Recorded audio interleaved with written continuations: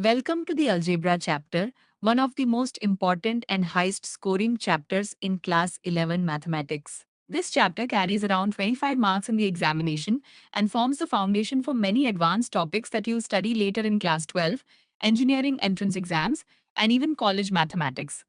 In this complete chapter, we'll not just memorize formulas, but understand the logic behind every concept so that solving questions becomes much easier. Let's see what we'll be covering. First, we'll start with complex numbers and quadratic equations.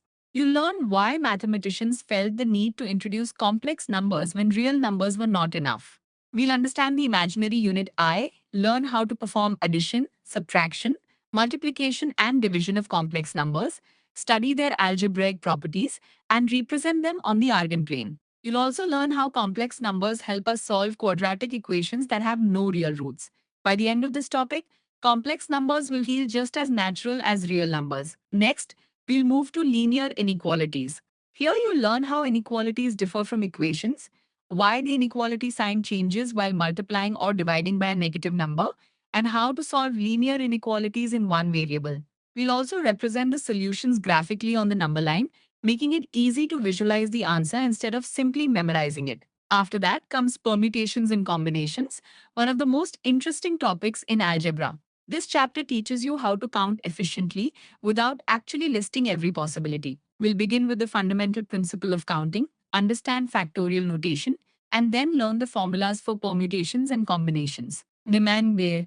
You'll also understand the difference between arranging objects and selecting objects, which is one of the most common areas where students get confused. Next, we'll study the binomial theorem. You'll learn how to expand expressions like a plus b raised to any positive integral power without multiplying them repeatedly. We'll derive the binomial theorem, understand every term in the expansion, study binomial coefficients, and explore their beautiful mathematical properties. You'll also learn useful shortcuts that make lengthy expansions much faster in exams. Finally, we'll study sequences and series. This topic is all about recognizing patterns in numbers.